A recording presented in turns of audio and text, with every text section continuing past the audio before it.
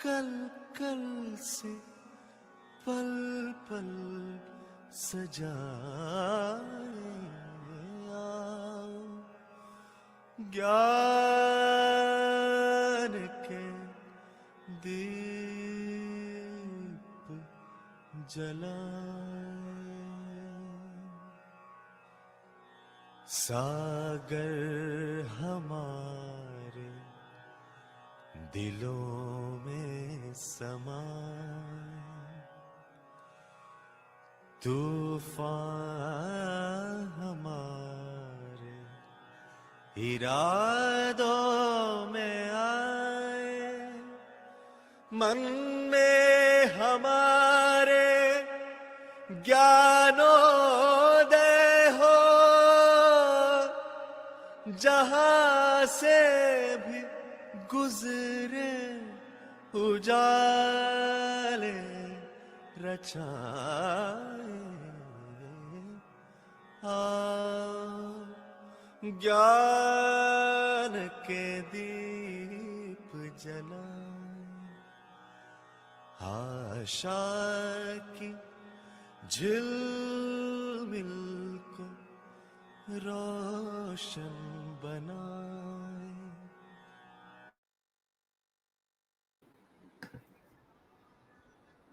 Good morning सभी को, नमस्ते, हरि हर। कैसे हैं आप सभी लोग? हम लोग आज पठन को शुरू करने से पहले एक छोटा सा वीडियो देखेंगे, और ये वीडियो भौतिकवाद के अनुसार यदि धरती पर कुछ लोग और बढ़ जाएं, है ना, तो इस धरती पर उनके लिए पर्याप्त चीजें हैं या नहीं, आवश्यक अनावश्यक नहीं कह सकते। तो मैं आज आपको वो दिखाती हूँ, है ना। उसके बाद हम लोग पठन को शुरू करेंगे। यूनाइटेड नेशन के एक रिपोर्ट के अनुसार साल 2050 तक धरती की पॉपुलेशन करीब 9.4 बिलियन हो जाएगी, और साल 2100 तक ये यूनाइटेड नेशन के एक रिपोर्ट के अनुसार साल 2050 तक धरती की पॉपुलेशन करीब 9.4 बिलियन हो जाएगी, और साल 2100 तक ये 10.9 बिलियन तक पहुंच सकती है। साल 1804 में धरती की पॉपुलेशन पहली बार 1 बिलियन पर पहुंची थी, और 2020 में ये 7.8 बिलियन क्रॉस कर चुकी है। वैसे तो इस यूनिवर्स में ऐसी बहुत सी चीजें हैं जो इस धरती को हमेशा के लिए तबाह कर सकती है, लेकिन इंसानों की लगातार बढ़ती पॉपुलेशन के कारण भी भविष्य में हमारी धरती खत्म हो सकती है। ऐसे में क्या हो अगर धरती की पॉपुलेशन 1 ट्रिलियन हो जाए तो? क्या ऐसे में हम इस प्लेनेट पर सरवाइव कर पाएंगे? और हमारी धरती मैक्सिमम कितनी पॉपुलेशन को झेल सकती है? आज के इस वीडियो में मैं आपको यही बताने वाला हूँ। जब हम 1 ट्रिलियन यानी कि 1 लाख करोड़ की बात करते हैं, तो ये नंबर मिल्की वे में प्रेजेंट तारों से भी 4 गुना ज्यादा है, और हमारे एशिया कॉन्टिनेंट पर ही करीब 1 लाख करोड़ पेड़ है। हमारी धरती का total land area almost 51 crore square kilometre है। इस हिसाब से आज हर किलोमीटर स्क्वायर के एरिया में करीब 15 लोग रहते हैं। पर अगर हमारी पॉपुलेशन 1 ट्रिलियन हो जाए तो 1 किलोमीटर स्क्वायर के एरिया में 2000 लोग रहेंगे।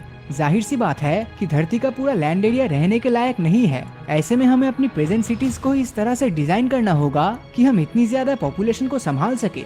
हो सकता है इसके लिए हमें मैसिव स्केल पर आसमान चोटी बिल्डिंग बनानी पड़े, क्योंकि एक के ऊपर एक करके हम बस इसी तरह रह सकेंगे।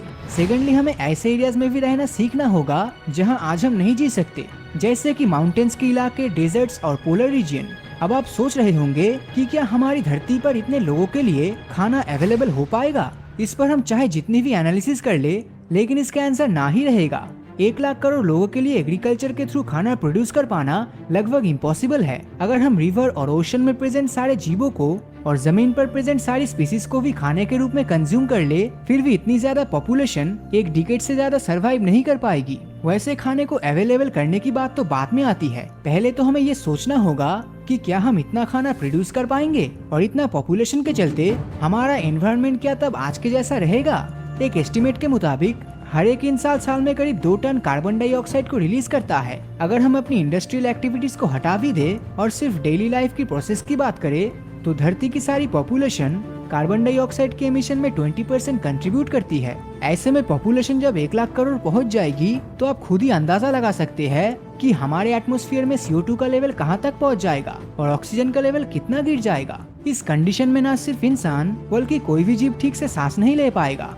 और फिर भी CO2 के इस लेवल को ना संभाल पाने के कारण खत्म हो जाएगा। साइंटिस्ट का मानना है कि अगर इस सिचुएशन का 10% भी सच हुआ तो हमें सांस लेने में बहुत ज्यादा प्रॉब्लम होगी और अस्थमा जैसी रेस्पिरेटरी डिजीज बहुत ही ज्यादा कॉमन हो जाएगी। और सिर्फ यही नहीं, इसके कारण लंग कैंसर जैसी बीमारी भी हर दूसरे तीसरे इंसानों में देखने मिलेगा। चलिए मान लेते हैं कि हम किसी तरह उस सिचुएशन में भी सरवाइव कर लेते हैं, पर यहाँ पर हमारे सामने प्रॉब्लम्स और भी है।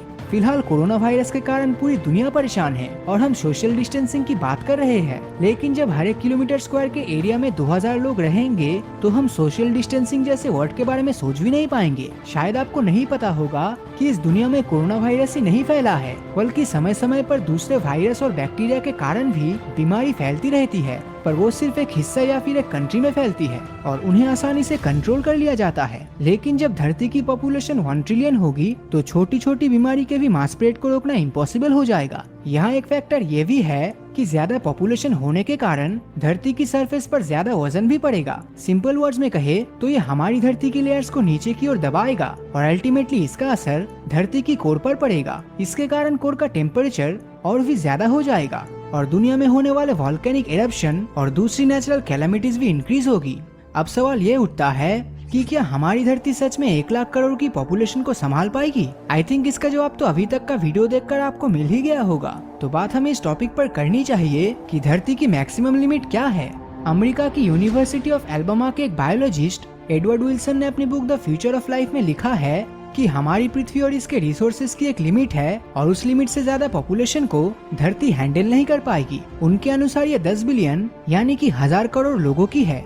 इसका मतलब हम इस लिमिट को साल 2100 से पहले ही अचीव कर लेंगे और फिर हमारी इस धरती पर रहना इम्पॉसिबल हो जाएगा। ऐसे में ह्यूमैनिटी के लिए जरूरी हो जाता है कि हम जल्दी से जल्दी किसी दूसरे प्लेनेट पर लाइफ की पॉसिबिलिटीज को ढूंढ निकाले और वह ह्यूमन कॉलोनीज भी बसा ले।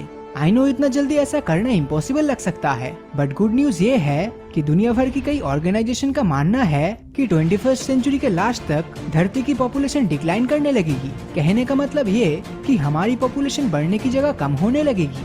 ऐसा दुनिया में लगातार गिरते फर्टिलिटी रेट्स और अलग अलग देशों में पॉपुलेशन कंट्रोल के लिए बनाए जा रहे रूल्स को देखकर कहा जा रहा है वही आने वाले कुछ डिकेड्स में हम वर्ल्ड वॉर या फिर कोरोना जैसे किसी बड़े पैंडेमिक की पॉसिबिलिटीज को भी नकार नहीं सकते। वैसे दोस्तों, आप क्या सोचते हैं? क्या हमारी पॉपुलेशन ऐसे ही लगातार बढ़ती रहेगी या फिर इसमें कमी आएगी? और अगर ये वीडियो आपको अच्छा लगा हो तो इस वीडियो को लाइक और अपने दोस्तों के साथ शेयर करना मत भूलना। और अगर अभी तक आपने हमारे चैनल को सब्सक्राइब नहीं किया है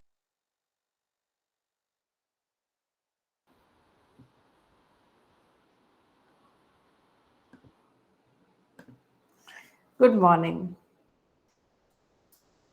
बढ़िया। तो आपने वीडियो देखा, हमारी धरती की क्या लिमिट है, कितने लोग यहाँ पर सरवाइव कर सकते हैं, कितने लोग यहाँ पर थ्राइव कर सकते हैं, है ना। और कितने सरवाइव करेंगे, कितने थ्राइव करेंगे, ये भी बड़ा कहना कठिन है, क्योंकि ये जो अनुमान लगाए जा रहे हैं ये इस विधि से लगाए जा रहे हैं कि हर व्यक्ति अधिकतम कंजम्पशन करेगा। तो ये जो कंजम्पशन माइंडसेट के साथ, है ना, हमें धरती पर रहना बड़ा कठिन है ना, लेकिन प्रोडक्शन माइंडसेट के साथ या कंट्रीब्यूशन माइंडसेट के साथ धरती पर रहना काफी आसान है। आगे जाकर के हम संविधान सूत्र व्याख्या जब बाबा जी की पढ़ेंगे तब हमें पता चलेगा बाबा जी की कल्पना या बाबा जी की समझ के हिसाब से कितने लोग वास्तव में इस धरती पर रह सकते हैं और सुख पूर्वक रह सकने का क्या उनके पास विकल्प है। ठीक, तो चलिए आज हम पढ़ने को शुरू करते हैं। जी, गुड मॉर्निंग अंकल जी। हाँ, नमस्ते, गुड मॉर्निंग। आज आपने वीडियो मिस कर दिया। हाँ, मैंने वीडियो तो थोड़ा सा आप 2-3 वाक्य में बता दीजिए, बाद में मैं देख लूंगा ताकि हाँ, मैं कनेक्ट हो सकूं। बिल्कुल आपका बिल्कुल। तो आज सेशन हमने से। वीडियो चलाया कि यदि इस धरती पर 1 ट्रिलियन लोग हो जाएं तो क्या धरती उन्हें संभालने में सक्षम है ना। तो ये कल्पना किस प्रकार से की जा रही है अभी के विज्ञान में, इसको रखा गया है ना। तो वो कह रहे हैं कि भाई अगर ऐसा हो जाए, धरती पर 1 ट्रिलियन लोग हो जाए तो धरती उसे संभाल नहीं पाएगी, है ना। उतना हम भोजन, उतना जो भी वो कंज्यूम करेगा उसके लिए भी स्थितियां नहीं है। क्योंकि बाबा जी कह रहे हैं कि प्रोडक्शन या उत्पादन विधि से मनुष्य की सभी आवश्यकताएं पूरी हो सकती हैं और एक बहुत बड़ा अमाउंट लोगों का इस धरती पर रह सकता है।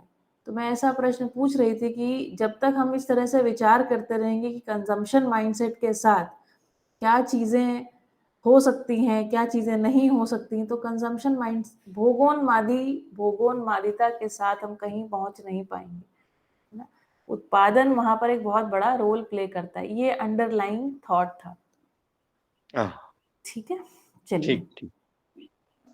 चलिए तो शुरू करते हैं, पठन को शुरू करते हैं। जीवन विद्या एक परिचय पुस्तक का हम लोग पठन कर रहे हैं, तो पीछे से थोड़ा सा शुरू करते हैं। अकेले कोई होता नहीं, ये सिद्धांत निकलता है। इस धरती के संबंध को छोड़कर कोई मानव सुखी होने का प्रयत्न करें तो हो नहीं सकता।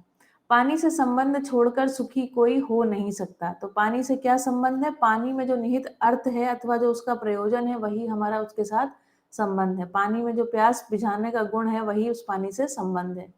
उसको पहचानते हैं, उसको निर्वाह करते हैं, इससे प्यास तृप्त होती है। किन्हीं भी चीजों के साथ, किन्हीं भी चीजों के संबंध को छोड़कर हम सुखी नहीं हो सकते। तो जीवन संबंध को छोड़कर कैसे जियोगी, कैसे यांत्रिक हो जाएगा और भावनात्मक संसार से कैसे मुक्ति पाएगा? आप ही सोचो, ये कैसे हो सकता है? हम बाजार में जाते हैं, सब्जी, अनाज, सोना, लोहा, सबका भाव पूछते हैं। उस भाव का दृष्टा कौन है? मानव ही होता है। जब सबका भाव है तो मानव का भी भाव होगा। भाव का मतलब किसी वस्तु में निहित मूल्य, है ना। मूल्य का मतलब उस वस्तु में निहित उसकी उपयोगिता। जब हम वस्तु शब्द का इस्तेमाल कर रहे हैं दर्शन में, तो वस्तु का मतलब है वास्तविकता। कोई भी ऐसी वस्तु हम उसको कह रहे हैं जो भी वास्तविकताएं हैं अस्तित्व में, हर एक चीज को वस्तु कहा गया है। तो मानव भी वस्तु है। कोई हम यहाँ पर चीज रखी है उसको भी हम कह रहे हैं ये वस्तु है। ठीक है, इस प्रकार से वस्तु को समझ रहे हैं यहाँ पर। मानव का भाव पता लगाना ही आवश्यकता रही है, उसको छोड़कर सबका भाव पकड़ लिया। ठीक है, तो भाव हमारे निहित अंतर में जो सेंटिमेंट्स हैं उनको भी यहाँ पर भाव कह रहे हैं। जिनसे लाभ अवसर बना उन सभी भावों को पकड़ लिया, जबकि मानव का भाव अर्थात मूल्य समझ लें तो लाभ हानि से मुक्त हो जाएंगे। तो मनुष्य का मूल भाव क्या है? मनुष्य, एक लाइन लिखते हैं बाबा जी, कोई भी बालक जन्म से ही, है ना, सत्य वक्ता होता है और न्याय का याचक रहता है। तो मानव का मूल्य, मानव का भाव क्या है? मूलतः वो क्या पाना चाहता है? न्याय पाना चाहता है। न्याय होने की जगह क्या है? परिवार उसकी जगह है। मानव मूल्य समझने से, जीवन मूल्य समझने से, स्थापित मूल्य समझने से, शिष्ट मूल्य समझने से हमको लाभ हानि की आवश्यकता शून्य हो जाती है। ये बहुत सुंदर वाक्य है। अगर ये वाक्य को समझने जाएंगे तो पूरा दर्शन खुल जाता है यहाँ से। मानव मूल्य, है ना, जो मानव में न्याय की अपेक्षा है ना, और न्याय अपेक्षा जो है वो न्याय प्रदायी क्षमता में बदल जाए, है ना, उसका परिमार्जन हो जाए, यही शिक्षा का कार्यक्रम है। जो छोटा सा बच्चा है ना, 1-2 साल 2.5 साल का बच्चा जो व्यक्त करता है कि उसे न्याय चाहिए, जरा सी कोई बात होती है उसको तुरंत पता चलता है कब कम या ज्यादा हो गया, लाभ हानि वो चाहता नहीं, वो न्याय चाहता है। इस अर्थ में मानव मूल्य को समझने से, जीवन मूल्य को समझने से, स्थापित मूल्य समझने से, शिष्ट मूल्य समझने से, और एक बहुत सुंदर सूत्र है कि मानव जो है वो न्याय में नियंत्रित है। न्याय ही मानव का नियंता है, न्याय ही मानव में नियम है ना। तो यह जब हम इस बात को समझते हैं, समझना मतलब उसमें आज उसके अनुसार आचरण कर पाना। ठीक है, तो जब हम इस बात को समझते हैं तो क्या होता है? लाभ हानि की आवश्यकता शून्य हो जाती है। तब योग्यता मूल्य पर जीना होता ही है, जिससे धरती की छाती का कितना बड़ा बोझ हल्का हो सकता है। लाभ हानि के चक्कर में आदमी न तो अपने को बचाता है, पराया तो बचाना ही नहीं है। लाभ हानि के चक्कर में सबका कत्ल चकनाचूर। जी कहिए अंकल जी। अच्छा, तो ये आपने कहा कि ये न्याय की जो भूमिका है वो परिवार में है, बिल्कुल, तो न्याय कहाँ करेंगे? समाज, परिवार में ही करेंगे। समाज में भी है कि हाँ, तो कैसे? उसके बाद फैलेगा ना, वही जो आप परिवार में न्याय करते हैं, है ना, वो वही समाज में अभय की तरह प्रमाणित होता है। परिवार में न्याय रहता है तो व्यक्ति परिवार में सुखी रहता है। न्याय प्रमाणित का देखिए, व्यक्ति समाधानित होता है तो उसका आचरण न्यायपूर्वक हो जाता है। कहाँ आचरण करने की पहली जगह कौन सी है? तो परिवार।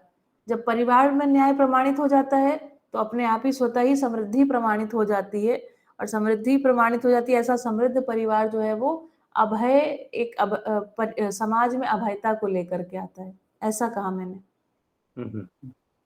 हर एक परिवार में आप सोचिए ना, परिवार में ही सभी परिवार जो है वो सभी में न्याय हो रहा है, तो आप सोचिए क्या होगा, समाज अभय हो जाएगा, किसी को कोई गलत काम करने की जरूरत नहीं है उसके बाद। यानी समाधान की भूमिका होगी तो फिर वो न्याय करेगा। यदि समाधान नहीं समझा है तो फिर तो न्याय के रास्ते पे वो नहीं चलेगा और वो व्यक्तिवादिता में जाएगा। इसने बहुत बड़ा अम्ब्रेला खोल दिया, लेकिन ठीक है, चलिए इस पर बात कर लेते हैं। तो समाधानित होना क्या है, तो दो विधियां, एक तो अनुभव मूलक विधि है, एक अनुभवगामी विधि है। जिस विधि से हम चल रहे हैं, अध्ययन करते हुए जो हम चल रहे हैं ना, तो हम इन बातों को समझेंगे जो बाबा जी ने वांग्मय लिखा है, जो बाबा जी के ऑडियो वीडियोस हैं, है ना, उस तरह से हम कल्पना को अपनी दौड़ाएंगे। कल्पना को दौड़ाने के क्रम में कई बारी हम समाधान, जो बाबा जी का इस समय हम लोग के अनुकरण अनुसरण करने की स्थिति में है ना, उस स्थिति में बहुत बारी हम समाधान को प्रमाणित करेंगे। तो किसका समाधान प्रमाणित कर रहे हैं? बाबा जी का समाधान प्रमाणित कर रहे हैं। ऐसी स्थिति में आएंगे। अनुभवगामी विधि में अभी हम समझ रहे हैं। हाँ, समझते हुए बाबा जी के अनुकरण अनुसरण पूर्वक समाधान को प्रमाणित करेंगे।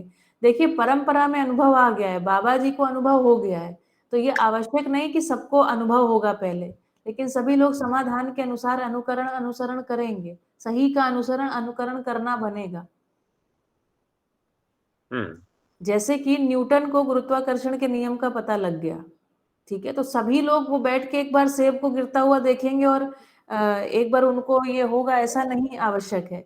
लेकिन सभी लोग उस गुरुत्वाकर्षण के नियम को फॉलो करके अपनी लाइफ को सुखपूर्वक जी सकते हैं, और हमने ना जाने कितने प्रकार के आविष्कार कर ही लिए हैं उसको समझ करके। ऐसा, इसको अनुकरण अनुसरण कह रहे हैं, ठीक है। तो समाधान समझ में आने से परिवार में न्याय प्रमाणित, जब समाधान समझ में आए तो प्रमाणित कहाँ होगा? पहली जगह है प्रमाणित होने की। इसलिए बाबा जी परिवार को व्यवस्था की मूलभूत इकाई कहते हैं, क्योंकि जीवन में जितने भी मूल्य हैं, सबका सबसे पहला जो प्रकटन है वो कहाँ पर है? परिवार में है। ऐसा,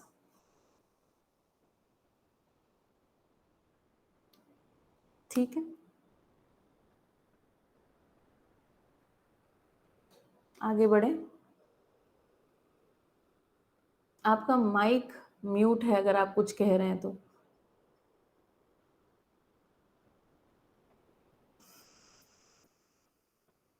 ठीक है, चलिए आगे बढ़ते हैं, है ना। इस झंझट से मुक्ति तो इस विधि से आता है कि मानव मूल्यों को समझने में सहज होता है। मतलब इस विधि से, इस झंझट से मुक्ति किस विधि से आ रहा है? कि मानव जो है मूल्यों को समझने में सहज होता है। मतलब बड़े स्मूथली, बड़े आराम से, बड़े इजीली, ऑटोमेटिकली मनुष्य क्या है? मूल्यों को समझ जाता है। उसके पहले ये होने वाला नहीं है। नहीं, इसका ऐसा मतलब है, मानव मूल्यों को समझने में सहज होता है। मानव मूल्यों को समझ करके मनुष्य सहज हो जाता है, ऐसा मतलब है। उसके पहले ये होने वाला नहीं है। हम बहुत बहुत सिर कूटे हैं, किंतु कुछ सुधार हुआ नहीं।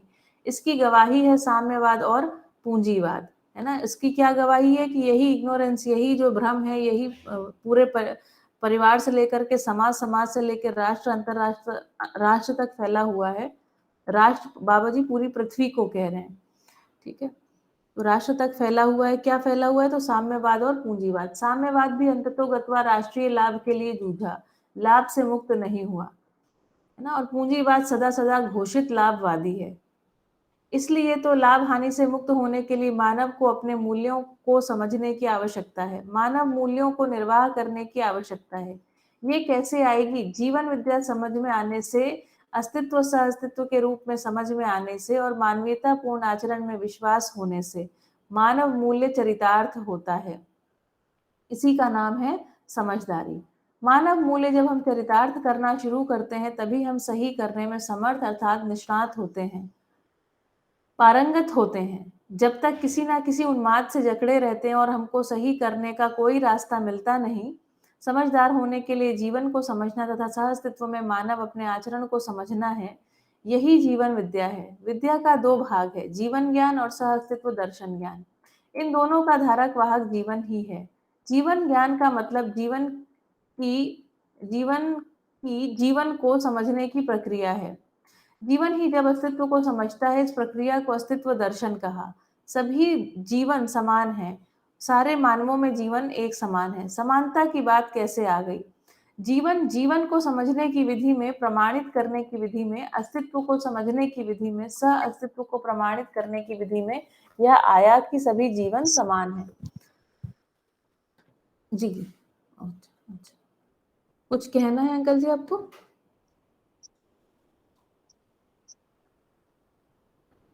ओके। नहीं, मेरा वो नेटवर्क चला गया था, इसलिए मैंने वापस रिकनेक्ट किया। अच्छा, ओके, ठीक है। तो आप अपने माइक को म्यूट कर सकते हैं। तो समझने की व्यवस्था शरीर में कहीं भी हाथ, पैर, कान, नाक, चक्षु, मेधस, चक्षु मतलब आंखें, मेधस, हृदय कहीं भी नहीं है। यह व्यवस्था जीवन में ही है। जीवन ही जीवन को और सह अस्तित्व को समझने वाली वस्तु है और दूसरा कोई समझेगा नहीं। इस ढंग से हम इस निष्कर्ष पर आते हैं कि मानव समझदारी व्यक्त करने के लिए, अर्थात व्यक्त करने के लिए मतलब प्रमाणित करने के लिए, है ना, जो हमारे द्वारा व्यक्त हो रहा है वही हमारी समझ का प्रमाण है। ठीक, तो प्रमाणित होने का मतलब कोई स्पेशल सर्टिफिकेशन नहीं है। सर्टिफिकेशन क्या, आपका आचरण ही प्रमाण है। आचरण ही प्रमाण है मतलब जैसा आप व्यक्त हो रहे हैं उसी से पता चलता है कि आपकी समझ कहाँ तक बनी हुई है। ये स्वयं को भी पता लगता है और दूसरे को भी पता लगता ही है। इस ढंग से हम इस निष्कर्ष पर आते हैं कि मानव समझदारी व्यक्त करने के लिए शरीर और जीवन के संयुक्त रूप में होना जरूरी है। यह केवल शरीर या केवल जीवन रहने पर नहीं होगा। प्रमाणित करने का केंद्र बिंदु हुआ व्यवस्था में जीना और समग्र व्यवस्था में भागीदारी करना।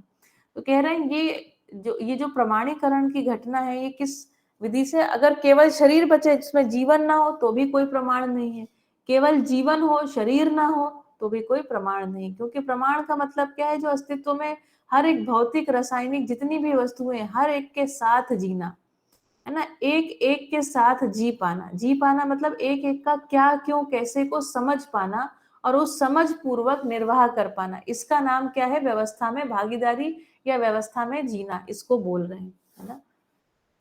और साधारण शब्दों में बाबा जी कैसे बोलते हैं कि क्या करने के लिए क्या कार्यक्रम है, तो स्वधन, स्वनारी, स्वपुरुष, दयापूर्ण कार्य व्यवहार, ये अनुकरण अनुसरण विधि है ना। ये अनुकरण अनुसरण है किसका, किसी जागृत मानव का। ऐसा जीने से हमारी अनुभव की योग्यता, पात्रता बनती जाती है ना। इसको, ये बात को भी समझने की आवश्यकता है। कोई अलग से प्रक्रिया नहीं है, इतनी ही प्रक्रिया है। स्वधन, स्वनारी, स्वपुरुष, दयापूर्ण कार्य व्यवहार और उसके साथ में अध्ययन, मतलब जैसा न्यूटन ने गुरुत्वाकर्षण को समझा था या जैसे बाबा जी ने अस्तित्व को समझा है, वैसा ही हम साहित्य पूर्वक समझ लें, है ना। समझने के बाद बाबा जी क्या कहते हैं, मनन करना, सारे तर्कों का एक साथ जुड़ जाना और एक साथ जुड़ने के बाद वैसा हम इस अस्तित्व को देख पाए, इसको कह रहे हैं मनन प्रक्रिया पूरी हो गई। ठीक है, और उसके बाद क्या होता है, उसके बाद साक्षात्कार होता है या अवधारणा होती है ना। उसके आगे का कार्यक्रम स्वयं स्फूर्त है, जीते जीते ही समझ में आ जाता है। प्रमाणित करने का केंद्र बिंदु हुआ व्यवस्था में जीना और समग्र व्यवस्था में भागीदारी करना, यही समझदारी की सार्थकता है। हम सब व्यवस्था में जीना ही चाहते हैं। ये प्रक्रिया जीवन सहज ही है, ये कोई लादने वाली चीज नहीं है। किसी छोटे से छोटे बच्चे से पूछें, दुनिया के दूसरे कोने में बैठे किसी व्यक्ति से पूछें, सब यही कहेंगे कि हाँ, हम व्यवस्थित होना चाहते हैं, रहना चाहते हैं। व्यवस्था जब देखते हैं, प्रकृति की व्यवस्था देखते हैं तो सुखी होते हैं। सहअस्तित्व को समझने के क्रम में अस्तित्व स्वयं सहअस्तित्व है, क्योंकि सत्ता में संपृक्त प्रकृति ही संपूर्ण अस्तित्व है। प्रकृति अपने में एक एक गिनने योग्य वस्तु है। गिनने वाला मानव है ना, मतलब दृष्टा पद में कौन है, मानव जो है वही दृष्टा पद में है। ये गिनने योग्य वस्तु प्रकृति में जड़ प्रकृति और चैतन्य प्रकृति सब है। छोटा सा सूत्र है, समझदारी से मानव सुखी, ना समझी अर्थात जीव चेतना में जीता हुआ मानव दुखी। वीर चेतना में मानव जीता हुआ मतलब 4 विषय और 5 संवेदनाओं में जीता हुआ मानव। आहार, निद्रा, भय, मैथुन, है ना, 4 विषय हैं, 5 संवेदनाएं, शब्द, स्पर्श, रूप, रस, गंध।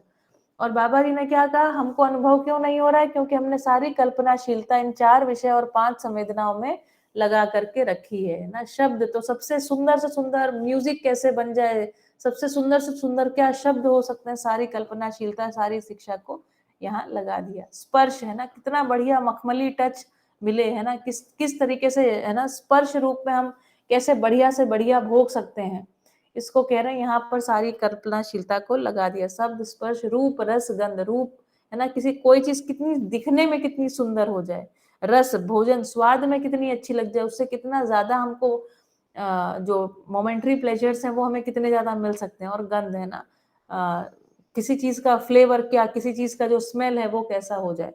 तो ये 5 हमारी संवेदनाएं हैं, आहार, निद्रा, भय, मैथुन, और 5 संवेदनाओं का इस्तेमाल करके मनुष्य 4 भोगों के लिए, 4 विषयों के लिए लगा हुआ है। आहार, है ना, आहार कितना अच्छा दिखे, कितना अच्छा हम उसको कितना अच्छा उसका स्मेल हो, कितने उसमें फ्लेवर हो, यही सब जगह अपनी हमने कल्पनाशीलता को लगा दिया है ना। अच्छा होने की जगह हम नहीं पहुंच पाए हैं।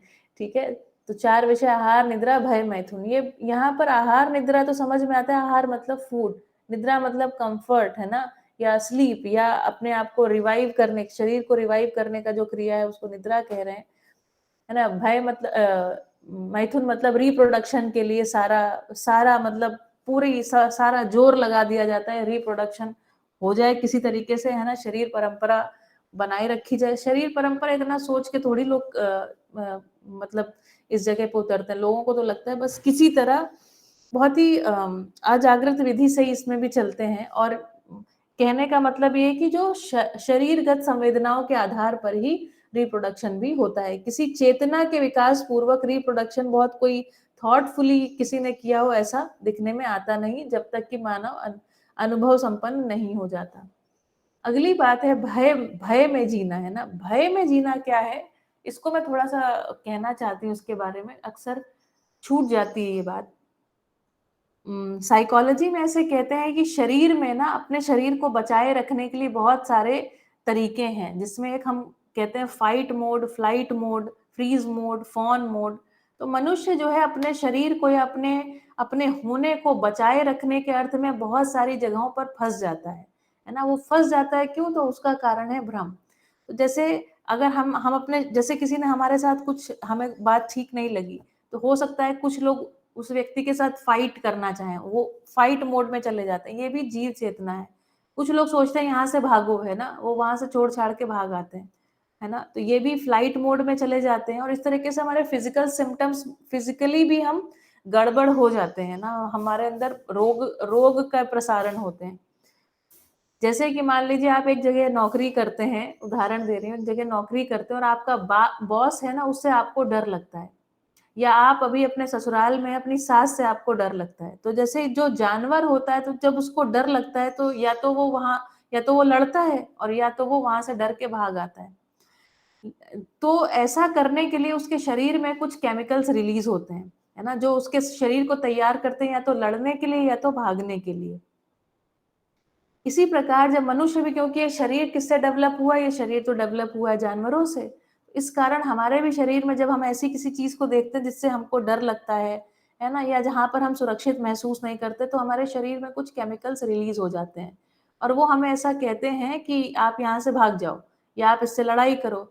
लेकिन चूंकि मानवत या जिस तरीके की भी हमारी अभी हमें जैसे बड़ा किया गया या जो भी अभी हम समझे रहते हैं, उसके कारण हम ना फाइट करते हैं ना वहां से भागते हैं। और यदि बॉस या आपकी सास या ऐसा आपका पति या आपकी पत्नी इस तरीके से है, तो आप एक ऐसे वातावरण में लगातार बने हुए रहते हैं जहां पर आपके अंदर इस तरीके के हार्मोन्स रिलीज होते रहते हैं जो आपको फाइट या फ्लाइट मोड में सेट करने के लिए आवश्यक है। तो यही हार्मोनल इम्बैलेंस का इस अभी फिलहाल यही कारण है ना। ऐसा बहुत सारे साइकोलॉजिस्ट बताते हैं, ऐसा बहुत सारे और वैज्ञानिक भी बता ही रहे हैं। तो ये है भय में जीना, है ना। हम इसमें ही जीते रहते हैं, मतलब हम शरीर से कुल मिला के नियंत्रित होते रहते हैं। हार्मोनल इम्बैलेंसेस जो हैं वो क्रिएट होते रहते हैं और हम उसका कोई समाधान निकाल पाते नहीं हैं। तो इस जगह पर भी कार्यक्रम को आगे बढ़ाने की आवश्यकता है। उम्मीद करते हैं यह जानकारी आपके लिए यूजफुल होगी। ठीक, चलिए। समझदारी से मानव सुखी, ना समझी अर्थात जीव चेतना में जीता हुआ मानव दुखी। इस प्रकार हम जीव चेतना में जीते रहते हैं। जब हम समझदारी, बाबा जी किसको कह रहे हैं, तो जीवन का अमृतत्व, शरीर का नश्वरत्व, प्रकृति के नियम है ना, बौद्धिक नियम, इनमें जीना, प्राकृतिक, बौद्धिक, सामाजिक नियमों में जीना ही समझदारी है। ठीक है। अभी तक सारा संसार जूझता रहा, पहले जूझता रहा जीवों से, फिर तप करो, योग करो, सन्यासी हो जाओ तो सुखी हो जाओगे, इस विधि से, है ना। बाबा जी तप करो, योग करो को क्यों ना बोल रहे हैं? इसलिए ना बोल रहे हैं क्योंकि यहाँ पर जो कार्यक्रम है, समाधि का जो कार्यक्रम है, उसको वो कह रहे हैं समाधि में आगे जीने का कोई कार्यक्रम निकलता नहीं। समाधिष्ठ हो जाओ तो क्या हो जाएगा? सुख दुख से आप परे हो जाओगे, सुख दुख से परे हो जाओगे। लेकिन मानव की मूल अपेक्षा क्या है? तो सुखाकांक्षी होने की मूल अपेक्षा है। तो सुख, अंतिम सुख यहाँ पर प्राप्त हुआ नहीं, है ना। अंतिम सुख हमें यहाँ पर प्राप्त हुआ नहीं, और हम बिना किसी कार्यक्रम के, जिसको हम मोक्ष मान लेते हैं, वो बिना किसी कार्यक्रम के हम अंत में पहुंच जाते हैं। हमें लगता है यही अंत है। लोग इसका भी प्रयोग किए, कुछ प्रमाण मिला नहीं, परंपरा बनी नहीं। दूसरी बार ये जूझे कि खूब वस्तु को इकट्ठा कर लो, सुविधा से सुखी हो जाओगे। फिर उसके बाद देखिए, मानव भय में जीता हुआ मानव आदमी क्या करेगा? तो सोचेगा भय से बचने का उपाय क्या करेगा? तो संग्रह सुविधा में जाएगा। संग्रह सुविधा मतलब आज तो भोग रहे ही हैं, और आगे जब तक शरीर बना रहे तब तक भोगने का कार्यक्रम एज इट इज चलता रहे, उसमें कोई कमी ना हो, बल्कि जैसे जैसे समय बढ़ता जाए वैसे वैसे हम उपभोग करने के लिए, खूब भोगने के लिए आगे हमारी तैयारी होती जाए। इसका नाम है संग्रह, इसका नाम है, इसी का नाम है भय में जीना। ठीक। जब बाबा जी बात कर रहे हैं कि जब हम जीव चेतना से मानव चेतना और मानव से देव और दिव्य चेतना में हमारा परिमार्जन होता है, तो वहां एक लाइन बाबा जी ने लिखी है, जो देव मानव या दिव्य मानव है वो कम से कम उपभोग करते हैं और अधिक से अधिक कंट्रीब्यूशन करते हैं व्यवस्था में, है ना। बिल्कुल उल्टा चल रहा है यहाँ पर। और यहाँ पर ध्यान देने की बात है, ये मिनिमलिज्म नहीं है, न्यूनतम में जीने को बाबा जी नहीं कह रहे हैं, है ना। यहाँ न्यूनतम की बात नहीं है, ऑप्टिमिज्म की बात है, है ना, ऑप्टिमल की बात है, सही की बात है। दूसरी बार ये जूझे कि खूब वस्तु को इकट्ठा कर लो, सुविधा से सुखी हो जाओगे, उससे भी सुखी हुए नहीं, दोनों बातों से कोई सुखी हुआ नहीं। तब सोचने की बात है, इसी क्रम में निकल कर आया कि समझदारी से समाधान और समाधान से सुखी, है ना। कंप्लीट रेजोल्यूशन की आवश्यकता है। समझदारी से सही कार्य व्यवहार होता है, सही में सभी एक होते हैं, गलती में अनेक होते हैं। तो समाधान मतलब क्या? समाधान या समझदारी किसको कह रहे हैं? तो जो बौद्धिक नियम में जीना ही, कल मैंने बताया था, बौद्धिक नियम में जीना ही मन स्वस्थता है। बौद्धिक नियम क्या है? मानव जो है वो न्याय से तंत्रित है, न्याय से नियंत्रित है। इस बात को समझ लेना और इस प्रकार से कार्य व्यवहार करना, इसके कार्य व्यवहार करने की जो समझ या शिक्षा, समझ है, उसी का नाम शिक्षा का कार्यक्रम है। सही में सभी एक होते हैं, गलती में अनेक। हमारी गलती से आप सम्मत या सहमत हो जाएं, आपकी गलती से हम सम्मत या सहमत हो जाएं, ऐसा होता नहीं। ये बड़ी मजेदार बात है ना। मनुष्य को सही और गलत भासता है, तो इस आधार पर हम गलत के साथ कभी भी सहमत हो नहीं पाते हैं। जो गलती है तो गलती है, आपके लिए भी और हमारे लिए भी। ये बड़ी जबरदस्त बात है। कई बारी क्या होता है, जब हम गलती करते हैं, तो जब हमें कोई दूसरा व्यक्ति अंगुली न्यास करता है, जब दूसरा व्यक्ति बताता है कि देखो ये गलत हो गया, तो हम क्या करते हैं? तुरंत, है ना। नियम क्या है? जस्टिस। आदमी कहाँ नियंत्रित है? न्याय में नियंत्रित है। और हम जस्टिस की जगह कहाँ मूव करते हैं? जस्टिफिकेशन में। जस्टिफाई कर देते हैं ना, बता बता कि नहीं नहीं ये तो इस कारण, नहीं नहीं वो तो उस कारण, और हम ब्लेम गेम में पहुंच जाते हैं। तो बाबा जी कह रहे हैं इस बात को स्वीकार कर लेना, जो गलती है तो गलती है, आपके लिए भी हमारे लिए भी। जब हम इस अस्तित्व की दिशा को समझ पाते हैं, हम हमारी अपनी स्वयं की दिशा को समझ पाते हैं, क्या दिशा है, क्या लक्ष्य है हमारा, तो जागृति हमारा लक्ष्य है। ठीक है, सही में हम एक ही हैं, ये बात हमको समझ में आ गई। स्वत्व समझदारी में से के लिए हमारा कल्याण प्रशस्त होता है। समझदारी से ही सुखी समृद्ध होते हैं। समझदारी मतलब न्याय करने की जो क्षमता है, इसी को समझदारी कह रहे हैं। समझदारी से स्वयं सुखी हो गया और परिवार क्या हो गया? समृद्ध हो गया। समझदारी आ गई मतलब समझ में आ गया न्याय क्या है, न्याय का प्रमाण मिला, परिवार में न्याय हो गया, उस विधि से समृद्धि परिवार में प्रमाणित होती है। समझदारी में वर्तमान में व्यवस्था के रूप में जीते हैं। समझदारी से ही परंपरा रूप में अस्तित्व को प्रमाणित करते हैं। सुख के 4 चरण हैं। समाधान, स्वयं में समाधान ही सुख है, परिवार में समृद्धि ही सुख है, समाज में अभय ही सुख है, और राष्ट्र में, है ना, अखंड समाज सार्वभौम व्यवस्था में जीना ही सुख है। इसका नाम सह अस्तित्व है। ये 4 चीज प्रमाणित होता है तो हम सुखी हो जाते हैं। जब तक ये चारों चीज नहीं आती तब तक हम समझदार परंपरा में से के लिए प्रयत्न करते रहते हैं। इस प्रयत्न के क्रम में ही तमाम जप तप पूजा पाठ योग यज्ञ कर डाले हैं, बहुत सारी चीजें भी इकट्ठा किया है, किंतु सब लोग खुश नहीं हुए। सभी खुश होने के लिए समझदार होना है। समझदारी सब में पहुंचाया जा सकता है। समझदारी के लिए पहला चरण है अस्तित्व को समझना। एक भाई पहुंचाना चाहते हो, बहुत अच्छी बात है, लेकिन कह रहे हैं समझदारी के लिए पहला चरण क्या है? अस्तित्व को स्वयं समझना। अस्तित्व 4 अवस्था में है। पहला पदार्थावस्था, जिसमें मिट्टी, पाषाण, मणि, धातु आदि ये हैं। ये सब अपने आचरण में प्रमाणित हैं ही। आचरण में प्रमाणित मतलब निश्चित आचरण में है ना। जो अंशों, जितने अंशों में किसी वस्तु में जो आचरण आता है वो आचरण निहित रहता है, और वो निश्चित आचरण के स्वरूप में अब व्यवस्था में भागीदारी करते रहते हैं। चूंकि वो उनका आचरण निश्चित है, इसी कारण उनसे आगे प्राणावस्था का विकास हो पाया। इसी प्रकार प्राणावस्था में भी बीजानुसंगीयता होने के कारण, मतलब जैसा बीज लगाओगे वैसा ही फल उगेगा, इस आचरण की निश्चितता के कारण ही आगे जीव चेतना का जीवावस्था का विकास हुआ। ठीक, और जीवावस्था के आचरण की निश्चितता के कारण ही आगे ज्ञानावस्था का विकास हुआ। तो हम यहाँ पर देखेंगे कि जब पिछली वाली अवस्था का आचरण निश्चित हो जाता है तो यही प्रेरणा बनता है अगली अवस्था के इस धरती पर आने का। तीसरा जीवावस्था, जिसमें मानव को छोड़कर सभी जीव पक्षी आते हैं। ये सभी अपने त्व सहित व्यवस्था के रूप में प्रमाणित हैं ही। चौथा ज्ञानावस्था है, जिसमें मानव ही है, जिसका व्यवस्था होने में अभी प्रतीक्षा है। अब सोचिए सबसे विकसित अवस्था सबसे पीछे है ना। मतलब हमारा निश्चित आचरण न होने के कारण हम ही सबसे विकसित हैं और हम ही सबसे पीछे हैं। ये बहुत बड़ी विडंबना है, ये बहुत बड़ा विरोधाभास हमें देखने को मिलता है। तो हमारा चरित्र भी विकसित के रूप में होने की आवश्यकता है। आचरण के रूप में हर वस्तु अपनी व्यवस्था को प्रमाणित करते हैं। मानव भी अपने आचरण के अनुसार प्रमाणित करेगा। ये एक सूत्र मिलता है। इस सूत्र को हम आप सबको जांचना है। जांचने जाते हैं तो आप अपने में कौन सा चीज समझने वाला है, उस चीज को पहले समझना। समझ कर निर्वाह करने वाला क्या चीज है, इसको समझना, है ना। तो निर्वाह किस चीज का करना है, मैंने आज बताया। हमारे भीतर जो न्याय है ना, न्याय के हम याचक हैं, न्याय के याचक होने से न्याय प्रदायी क्षमता हम में आ जाए, इसके लिए अध्ययन है। ऐसा हम कर पाए, न्याय को समझ पाए और कर पाए, यही हमारा आचरण है, यही आचरण प्रमाण है। और समझ कर क्या पाएंगे उसको समझना, यह मानव का पहुंच है। मानव ज्ञानावस्था में गण्य है मतलब उसको गिना जाता है। ज्ञानावस्था में गण्य होने का क्या आधार है?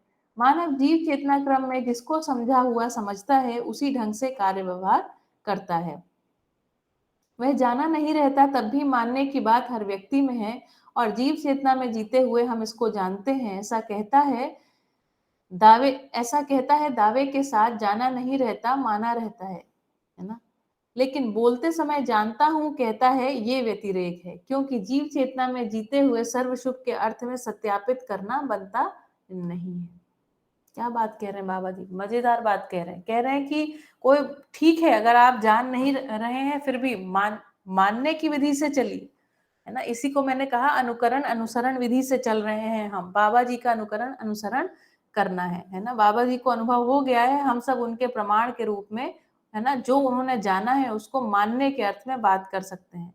बस बाबा जी ये कह रहे हैं, जब हम जाने नहीं रहते खुद, मतलब खुद अनुभव नहीं हुआ, लेकिन बार बार इस तरह से अपनी बात को प्रस्तुत करते हैं जैसे कि मैं जान गया हूं, तो बाबा जी कह रहे हैं यही क्या है, व्यतिरेक है ना। ये व्यतिरेक है ही, क्योंकि जीव चेतना में जीते हुए सर्वशुभ के अर्थ में सत्यापित करना बनता नहीं। भ्रमित आदमी में यही व्यतिरेक है। 99% भ्रमित मानव शरीर को ही जीवन मान लिए हैं। जिसके फलस्वरूप ही तमाम परेशानियां पैदा की हैं और परेशानियों से त्रस्त हुआ भी है ना। तो भ्रमित अवस्था में क्या हुआ है, हमने अपने शरीर को ही स्वयं मान लिया है। अब परेशानियों से मुक्ति पाने की इच्छा हुई है, उसी इच्छा के तहत यह कार्यक्रम है। चारों अवस्था में से मानव ही समझे और समाधानित हुए बिना सुखी नहीं हो सकता। पदार्थावस्था परिणामानुषंगीय विधि से नियंत्रित है। मतलब परिणामानुषंगी मतलब जितने अंश किसी परमाणु में होते हैं उस विधि से उसका आचरण बदलता जाता है। एक एक परमाणु में अंशों के ही अंतर से उनके अलग अलग नाम है और उनके अलग अलग आचरण है। इसको बाबा जी ने कहा परिणामानुषंगीय विधि। प्राणावस्था बीजानुषंगीय विधि से नियंत्रित है। मतलब बीज वृक्ष जो परंपरा है, इसको कह रहे हैं बाबा जी बीजानुषंगीय विधि। इस विधि से प्राणावस्था नियंत्रित है और नियंत्रित है मतलब निश्चित आचरण को प्रकट करती है। जीवावस्था वंशानुषंगीय विधि से नियंत्रित है। जीव क्या है? वंशानुषंगीय विधि। वंशानुषंगीय विधि से नियंत्रित है मतलब वंशानुषंगीय विधि से आचरण को, निश्चित आचरण को प्रकट करते हैं। निश्चित आचरण मतलब जैसा उनके पूर्व जो जीव जानवर हैं उन्होंने प्रकट किया, उसी विधि से वैसा ही बने रहते हैं। इसका क्या अर्थ हुआ? इसका अर्थ ये हुआ जैसे बंदर का जो बच्चा है वो जंगल में रहना पसंद करता है ना। जैसे बंदर, अभी हमने ये भी कहा, एक तरफ हम कहते हैं ना कि बंदरों से हमारा क्रमिक विकास हुआ है।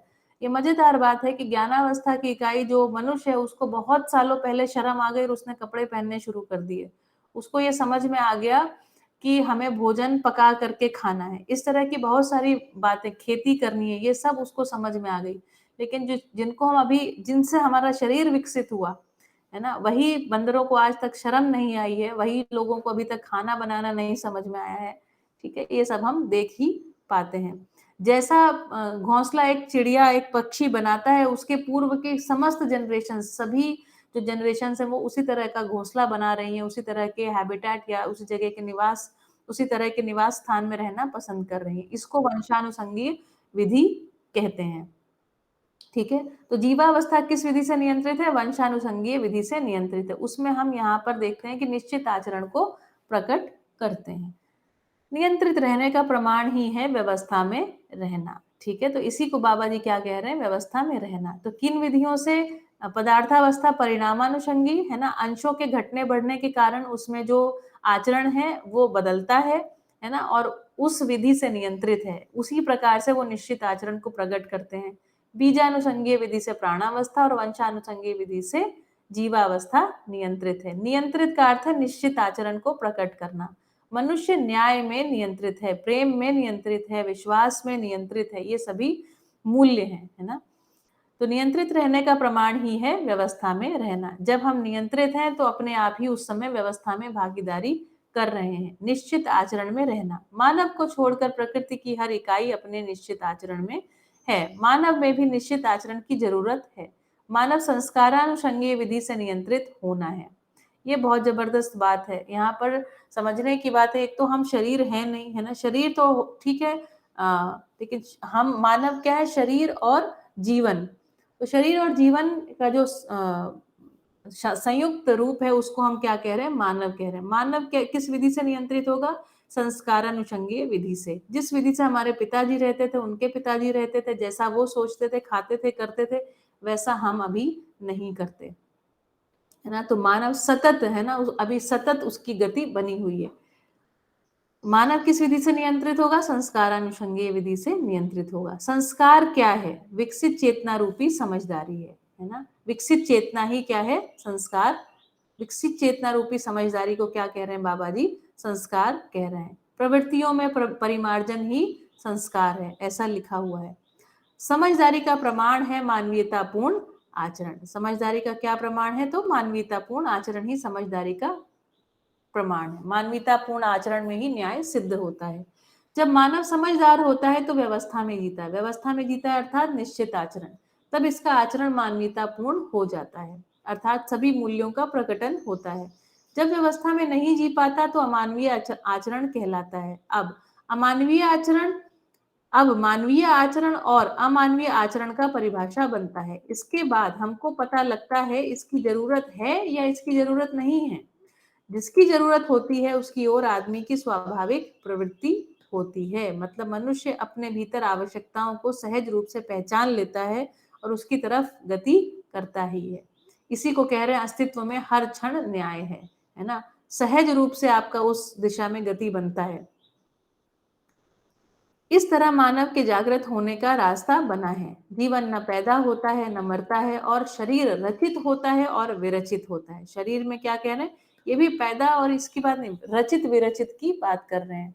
जीवन सहज विधि से मानव शरीर को चलाना चाहता है। जीवन सहज विधि क्या है? सुखी होने का समझ एवं कार्यक्रम, यही जीवन सहज विधि है। कितनी बढ़िया बात है ना। विधि का मतलब क्या होता है? विधि का मतलब जैसे बाबा जी जिसको विधि व्यवस्था कहते हैं ना, सभ्यता संस्कृति विधि व्यवस्था, है ना। विधि का मतलब होता है कि जागृत मानव का जो आचरण है वही अगर उसको लिख दिया जाए, इसी का नाम विधि है। ठीक है। जीवन सहज विधि क्या है? सुखी होने का समझ एवं कार्यक्रम, है ना। तो समझना मतलब स्वयं में समझ लिया, और कार्यक्रम मतलब आचरण। सारे पशु केवल जीने की आशा करते हैं वंशानुसंगी विधि से। तो जो पशु और पशु से निर्मित यह शरीर है, जैसा मैंने अभी बताया आपको, है ना, कि जो हम ये फाइट फ्लाइट मोड पे जाते रहते हैं, आहार निद्रा भय मैथुन 4 विषय में जीते रहते हैं, तो सारे पशु केवल जीने की आशा रखते हैं। तो इस शरीर में जितना भी कुछ हो रहा है वो सब बस अधिकतम कहाँ तक पहुंचा सकता है? यहीं तक कि शरीर बना रहे। ठीक है। तो शरीर बना रहे, इसके लिए जितने भी कार्यक्रम है वो भी इसी विधि में ही पहुंच जाते हैं। जबकि मानव सुख पूर्वक जीना चाहता है, किंतु जब मानव वंशानुसंगी विधि से जीने जाता है तो परेशान होता है। इतनी ही बात है। अर्थात 4 विषय 5 संवेदनाओं में जब जीने जाता है तो उसका दुखी होना स्वाभाविक है, क्योंकि मनुष्य संस्कारानुसंगी विधि से नियंत्रित है। लेकिन हम प्रयास क्या कर रहे हैं? सोच रहे हैं वंशानुसंगी विधि से नियंत्रित हो जाए। वो नियंत्रित होगा नहीं। इसको अच्छे ढंग से हमको समझने की जरूरत है, इसको अच्छे ढंग से प्रमाणित करने की जरूरत है ना। समझदारी ही प्रमाणित करने की वस्तु है। जब मैं आपसे समझकर दूसरों को समझा पाता हूं तभी आप प्रमाणित होते हैं। तो 3 लोग लगते हैं प्रमाणित होने में। एक जो समझा व्यक्ति है, उसने किसी को समझा दिया, ऐसा समझ पूर्वक ये व्यक्ति जीने लग गया, और इसने भी किसी को समझा दिया और वो भी जीने लग गया। तो इसको हम कह रहे हैं कि ये पहले वाले व्यक्ति का प्रमाण हुआ।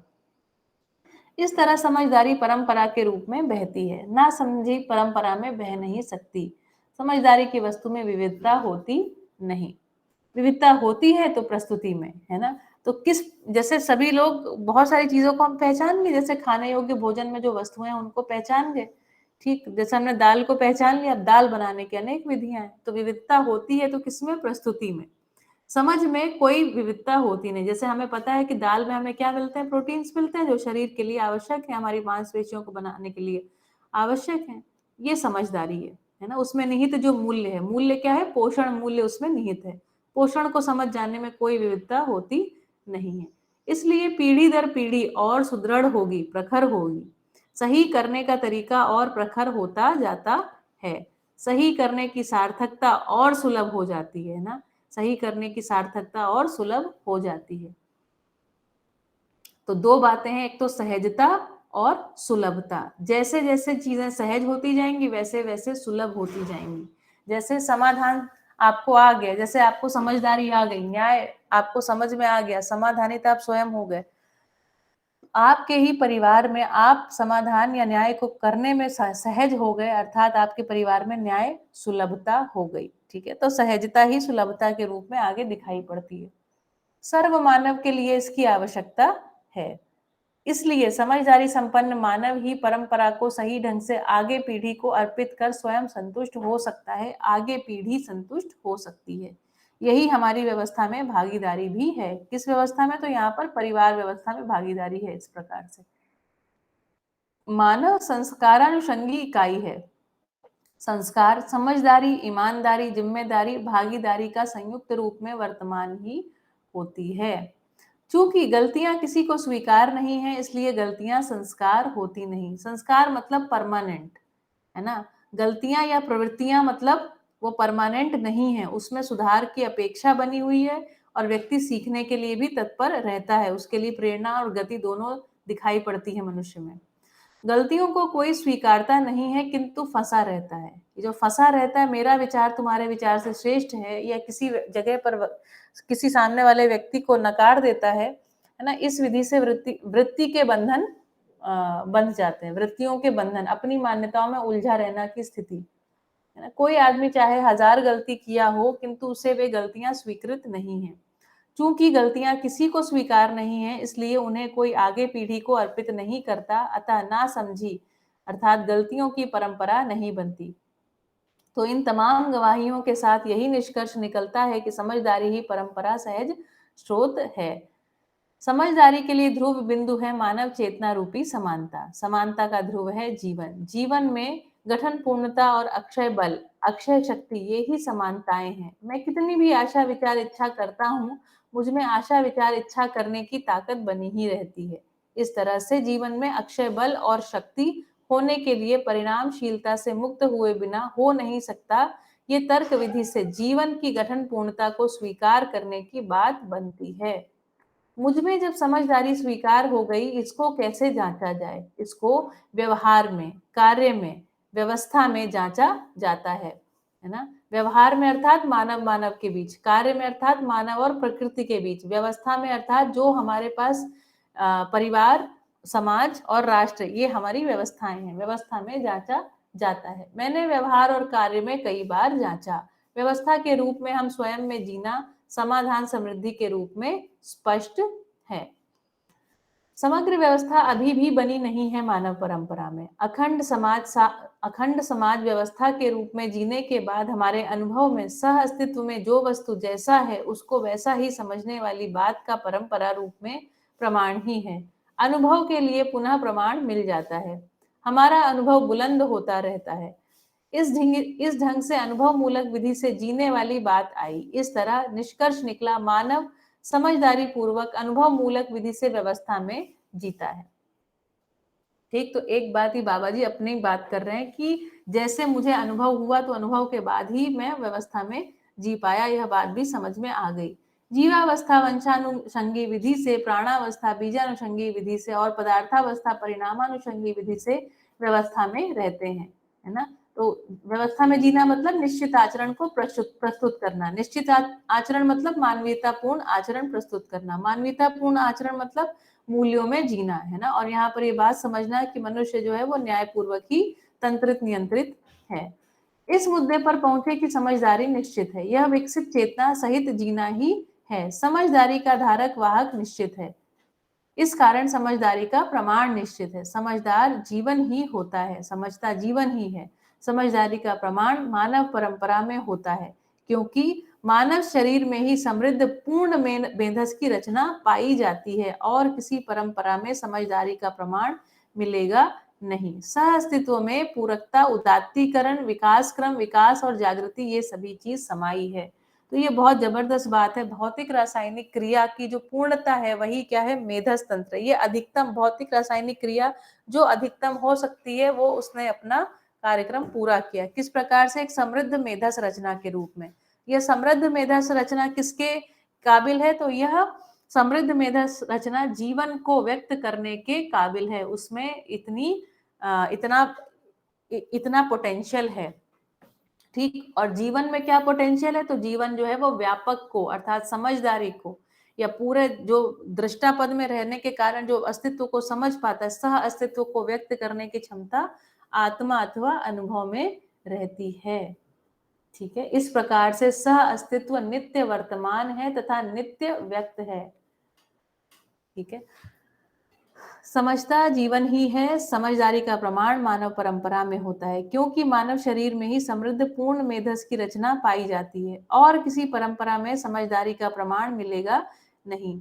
सह अस्तित्व में पूरकता, उदात्तीकरण, विकास क्रम, विकास और जागृति, ये सभी चीज समाई है। पूरकता मतलब एक दूसरे के साथ इस तरह से रचे बसे होना कि जिससे जितना लिया उससे उसको अधिक वापस किया, इसको पूरकता कह रहे हैं। उदात्तीकरण मतलब एक व्यवस्था, जो एक कोई भी वस्तु है, एक कोई भी रियलिटी है जो अस्तित्व में बन गई, जैसे प्राणावस्था में बहुत सारी जगह उदात्तीकरण होने के कारण बहुत सारी वैरायटी आती है और वैरायटी के बाद बहुत सारे अलग स्पीसीज भी बनते हैं। इसको उदात्तीकरण का क्रम कह रहे हैं। विकास क्रम, विकास और जागृति, ये सभी चीज समाई है। इन सभी बिंदुओं को समझने की जो विधि है वह मानव में समाहित है। क्षमता भी मानव में ही समाहित है।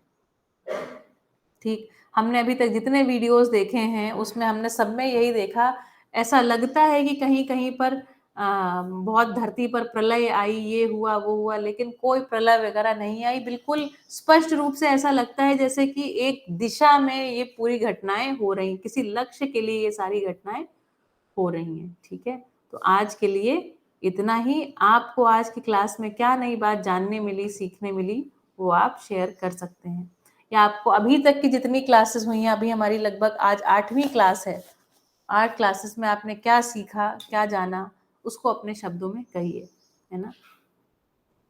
चलिए, जो भी कहना चाहते हैं आपका वीडियो और माइक ऑन करके शेयर कर सकते हैं। मम्मी, छोटू अंकल, भरत भाई, कहिए। 55 मिनट हमारे, 5 मिनट आपके। आप भी कहिए।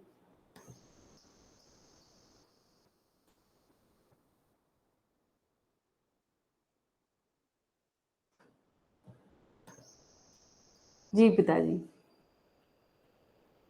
अनम्यूट कर लीजिए अपने आप को, माइक को ऑन कीजिए।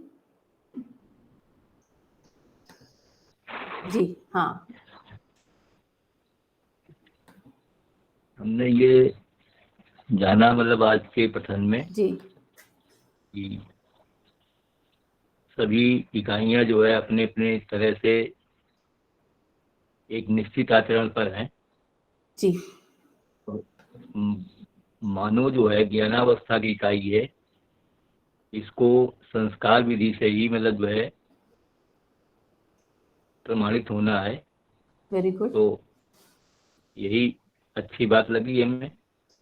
और जब तक हम अपने इस संयुक्त शरीर को मतलब शरीर और जीवन को और साथ में सह अस्तित्व को नहीं जान पाएंगे, तब तक प्रमाणित भी नहीं कर पाएंगे। बिल्कुल, बहुत बढ़िया। और बताइए। बस इतना ही हमें कहना है। इतना ही कहना, ठीक।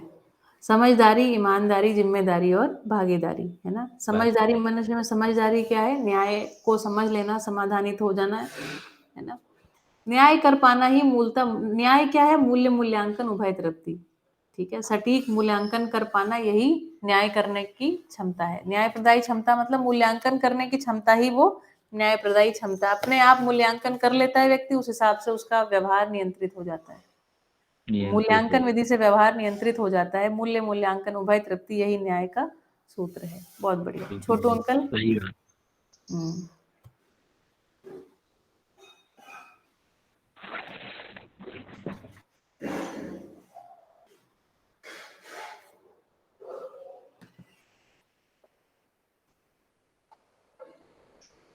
हिमांशु भाई, आप आज काफी लेट ज्वाइन हुए। चलिए, तो मुझे लगता है कि शायद अभी है नहीं छोटू अंकल, तो हम लोग आज की क्लास को यहीं समाप्त करें फिर। ठीक है, कल मिलते हैं आपसे सुबह 7:30 बजे। कल आपको फिर एक नई कहानी दिखाऊंगी, है ना। आज जैसे मैंने धरती की कहानी दिखाई थी, ऐसे ही आगे और एक कहानी आपको दिखाऊंगी, और साथ में हम लोग इस पठन को कंटिन्यू करेंगे। ठीक है, तो बढ़िया, आपका दिन शुभ हो, मंगलमय हो, यही कामना। सभी को हरिहर नमस्ते। नमस्ते। नमस्ते।